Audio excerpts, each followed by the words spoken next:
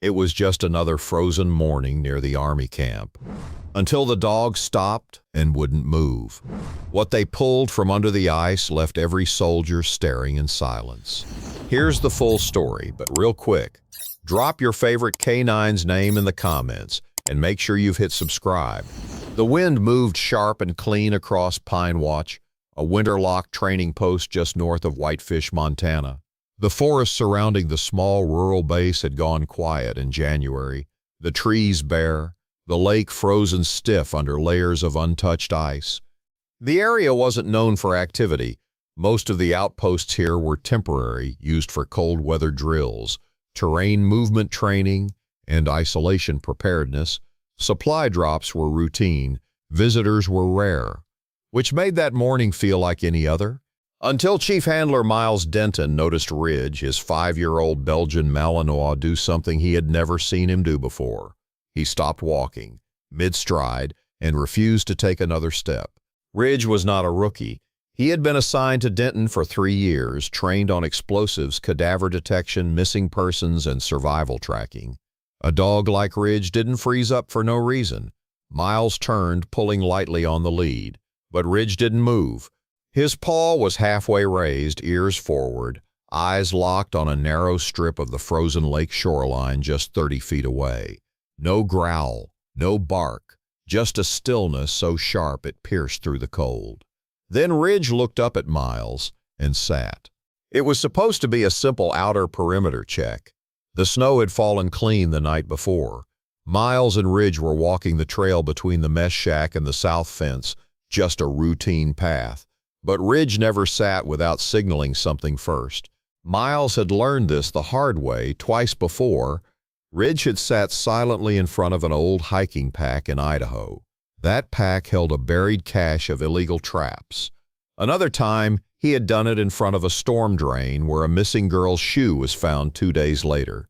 Sitting was never nothing, and today Ridge was sitting by the lake. Miles scanned the area. There were no footprints on the ice, no tire tracks, no animal trails. The snow leading to the lake's edge was powder fresh, unbroken. But Ridge was now pacing slowly toward the edge, nose low, body tight, like he was tracking a scent beneath the surface. Miles called it in. The radio crackled as the base supervisor acknowledged the ping but made it clear this was off course. There had been no reported activity near the lake. No drills scheduled, no entries logged. But Ridge would not stop pacing, and Miles had learned long ago when Ridge kept circling one spot, something was there. 2 more patrolmen arrived.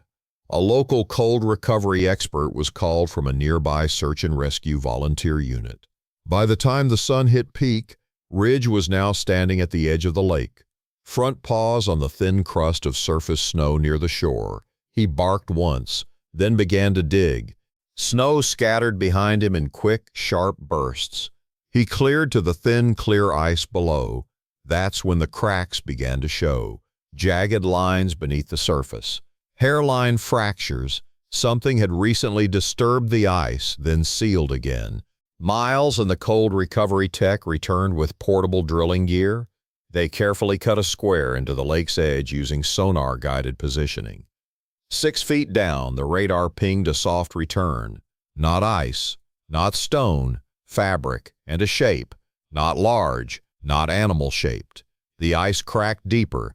They pulled out ropes, lowered a loop. 10 minutes later, 2 officers on site helped lift out a duffel bag, thick olive green military style. It was waterlogged but intact. They set it down, unzipped it, and the moment it opened, the air changed. The bag held a tightly folded winter coat marked with an old U.S. Army patch, a laminated ID tag yellowed with time, a rusted survival knife, and a sealed metal case locked and initialed with 3 worn letters, ARF.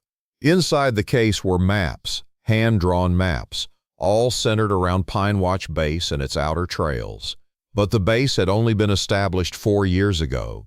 These maps were dated 1997, and next to the maps was a note.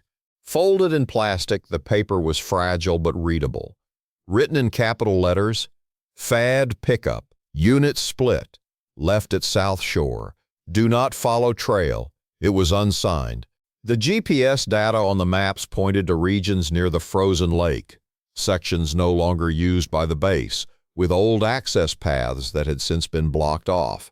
And it was clear whoever wrote this had buried the bag themselves, likely to come back for it. But they never did.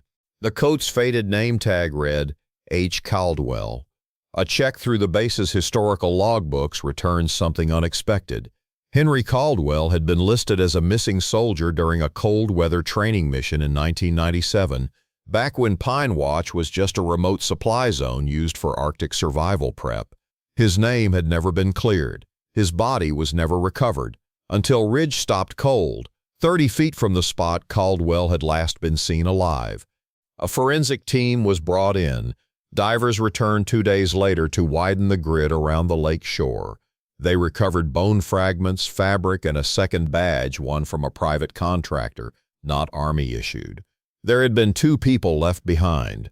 Only one name was listed in the records. No mention of any civilian, no record of any recovery operation, just a silent line in a 1997 report. Training op disrupted, weather anomaly, final contact lost. For the rest of that week, Ridge remained near the lake, even after the area had been marked and cleared, even after the bag had been removed and the story filed as possible resolution of a cold case. Ridge kept returning to the shore, sitting again, waiting, sniffing the wind, as if something was still there just beneath the surface. By the 3rd day, recovery crews had unearthed more than just one old duffel. Beneath the shifting layers of ice and snow, beneath decades of sediment, something more had been trapped in time. 2 feet below the recovered ID pouch, divers pulled a second military pack, this one older, less intact, and wrapped in layers of waterproofed nylon. It had no name, no tag, no indication of who it belonged to, but it held something far more disturbing. Inside the pack, a sealed first aid kit, 3 clipped photographs of young soldiers, none of whom were ever assigned to Pine Watch, and a crumpled document titled Off-Site Evaluation Status Redacted. Whatever had happened at that lake, it was never supposed to be remembered. Miles Denton stood beside the forensic tent as the photos were laid out one by one. The names written in faded pen on the backs did not match any of the logs in Pine Watch's archives, not from 1997, but the faces, they looked young.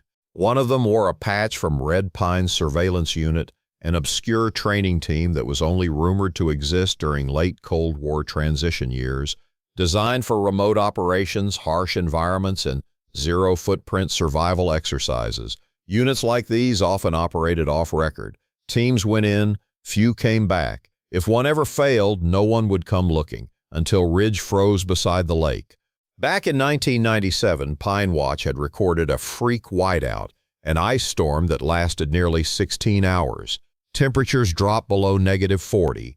The official report said the area was unoccupied at the time. No casualties, no alerts. But now 2 duffels had been pulled from beneath the ice. Bone fragments, personal effects, a list of names that had never been entered into base command files. Miles began to suspect that what they found wasn't a failed training op. It was something abandoned, and Ridge had sensed the difference. The hand-drawn maps found in Caldwell's case were spread across a conference table in the command cabin. Multiple trails had been marked, none of which matched modern terrain paths, but one location was circled multiple times with thick black ink, Sector 9. Sector 9 didn't exist on current base layout. But when a retired Army logistician was called in to consult, he confirmed the truth. Sector 9 was an old designation used briefly during a classified exercise involving civilian contractors working with Army tech scouts. The access road to it had been wiped from maps in 1999 and the area had since overgrown, but it wasn't gone, and Ridge's alert position lined up directly with its buried path. Ridge had not returned to normal behavior. Miles noticed it in his eyes. The dog barely ate, barely moved without purpose. He kept circling the cabin edge, then sitting beside the old tree line that sloped down to the lake's south bend. One night around 3:45 a.m., Miles woke up to find Ridge not in his crate. He stepped outside into the cold. There, barely visible in the moonlight, Ridge stood again, paws resting on the edge of the frozen shoreline. He was staring into the woods this time, not the lake, tail stiff, head locked forward, as if waiting for something to return. With federal permission, Pine Watch Command authorized a temporary clearance to reopen Sector 9. Bulldozers arrived to clear a path, and Ridge was given free lead to guide the search. He did not hesitate. He went directly south, veering from modern maps, weaving between trees and broken branches like he had walked that path before. When he stopped abruptly again, it was near an old collapsed access tunnel. The steel plates around the entrance had rusted and were nearly covered in snow. But beneath them, radar sweeps found something strange, a large cavity, 10 feet wide, 6 feet deep, and inside it, wooden crates sealed with tar. Recovery crews carefully lifted each of the 3 crates from the tunnel cavity. What they found: old communication equipment stamped with decommissioned Army frequencies, analog surveillance reels with handwritten time codes, and a final sealed container labeled "Not to be issued, internal only." Inside that last box were 3 audio cassettes, a torn canvas journal, and a message typed on red carbon paper: "Leave nothing. Freeze route. Erase trail." The language was precise, mechanical, cold. Whoever ran this op never intended to bring anyone back, only to shut it down. Pages were torn, water-stained, but legible in places. One entry stood out. "He fell through. We tried to reach him. Ice broke again. Second man lost. Command never came back. Bag left at shore. We'll freeze, probably. It was not our fault." The page ended in a jagged edge, mid-thought. Another entry had been crossed out, but the ink bled through. Caldwell was right. We were not the first here. Not the first. The journal dated back to the late 90s. But that line suggested this place had been used before even that. That evening, Ridge was brought back to the South Bend. He approached the ice once more, stopped again, same spot. And this time he turned, not toward the lake, not toward the woods, but toward Miles. He stood perfectly still, then lay down. No more barking, no more pacing, just stillness. Whatever was buried had been seen. Whatever was hiding had been brought out. And whatever weight the land had held, Ridge had brought it up from the ice. Back at headquarters, an analyst compared the torn journal entries with older archived documents from the Army Corps. One internal report, never made public, mentioned an unauthorized detour made by a recon group near Pine Watch in 1991, 6 years before Caldwell went missing. The detour led to a frozen lake where a collapsed bridge had been found, partially submerged. No action was taken. But weeks later, a blacklisted order had been issued to shut the site indefinitely, and the only name associated with that field report? H. Caldwell, still listed as active duty at the time.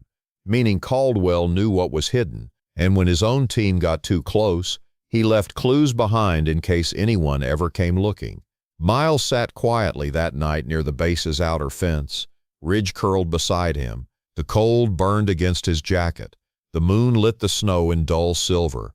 He thought about how this all began. Just a frozen lake. Just a dog who refused to move. But the stillness meant something. It meant memory. It meant something was never finished, and Ridge had felt that. He had felt the presence of the unfinished and barked until someone listened. For weeks after the final crate had been unearthed near the lake's south bend, the wind never seemed to die. It blew steady off the tree line, pressing against Pine Watch's outer cabins with a soft, constant hum. Most thought it was just the cold playing tricks, but Miles knew better. The base hadn't felt the same since Ridge sat still on that shoreline. 3 analog cassettes pulled from the sealed metal box found in Sector 9 were sent to a digitization lab in Colorado. It took days to extract the audio without damaging the aging magnetic tape. What played back was muffled at first, ambient noises, background chatter, radio feedback. But on the third tape at timestamp 004219, a voice broke through, calm, controlled, male. Extraction failed. Ice split too fast. Bag left at shore. Told them not to go. Caldwell tried to signal, but the comm was cut. Repeating, detachment no longer viable. Another pause, then softer. We're not buried deep enough. If someone finds this, they'll know. The lake remembers. The voice never identified itself. But the cadence, the mention of Caldwell, the reference to the bag, it all confirmed what the team already suspected. This wasn't a training mishap. It was deliberate abandonment. Final inventory cross-reference from old Pine Watch archives revealed another quiet truth. There had been a second detachment assigned to that area in 1997, listed under civilian support. 3 names, no photos, no rank or affiliation, just listed as E1, E2, E3. External oversight, all marked, cleared, non-returned, meaning they were never accounted for, no next of kin notified, no bodies recovered, until now. Among the remains found near the lake was a partial jawbone with dental plating. The alloy didn't match standard issue fillings from the military at the time, but it did match what was used in civilian government contractors through the late 80s and 90s. Whoever E1 through E3 were, they had been part of something unwritten, and the lake had held their story frozen for over 2 decades. Sector 9 was sealed again after one final sweep. The snow was replaced with fencing. Pine Watch Command issued an internal directive: no more exercises south of Trail Line 4. But Miles knew Ridge wasn't done. Every morning since the discovery, the dog still rose early, walked out to the clearing, and stared across the lake. He didn't dig anymore. He didn't bark. He just sat, in that same calm silence as the day this began, not as if something was left behind, but as if something had finally been understood. At Fort Carson, during a private session between Miles and a military psychologist, the story was quietly filed away in a box marked "Lake Incident Resolved." No public mention, no formal closure ceremony, just a recommendation to keep Ridge on duty because despite the stress, the K-9 had proven vital. But Miles knew better. This wasn't just a successful alert. This had been a connection, a pulse, a sensing beyond routine or pattern. Ridge hadn't reacted to explosives. He hadn't responded to movement or heat. He had responded to memory, to a signal embedded in frozen silence, something only he could feel. Weeks later, while cataloging Ridge's alert records, Miles came across a photograph of the lake taken from above during the operation. It had been shot by a drone at sunrise when the snow was light and the ice still marked with faint discoloration. In the photo, just near the edge where Ridge had first stopped, the melted snow had revealed an outline beneath the ice, almost like writing. Hard to see, but unmistakable when rotated 90 degrees. One word, "Here," etched faintly into the ice. Possibly carved, possibly written in heat, but undeniably human, and placed precisely where Ridge had stood. That evening, as the sun dipped behind the treetops, Miles stood near the cabin's edge while Ridge lay beside him. There were no sirens, no medals, no ceremony, just peace. And that was enough. The dog hadn't saved a life. He hadn't stopped a bomb. He had recovered something even more invisible, a forgotten truth, a thread buried in a frozen lake, pulled loose not by machines, not by orders, but by instinct, loyalty, presence, the very bond that made dogs like Ridge more than just tools. It made them witnesses. 3 months later, an envelope arrived addressed to the Pine Watch K-9 Division. No return address. Inside was a single sheet of paper. It read, "Henry Caldwell was my brother. We were told he disappeared. They told our family not to ask. We never stopped wondering. Now we know. Thank your dog for bringing him home." There was no signature, just the date, 1997-04-06. The same date stamped on the corner of the map Ridge led them to. The following winter, Pine Watch was partially decommissioned. The lake was left undisturbed, but a small hand-carved plaque was placed at the edge of the old trail, beneath the tree where Ridge had first sat still. It didn't name names. It didn't reference what was found. It just said, "Sometimes the silence says everything. This is where the dog stood still." Miles retired a year later. Ridge went with him. They moved to a small place outside Helena, quiet forest, open space.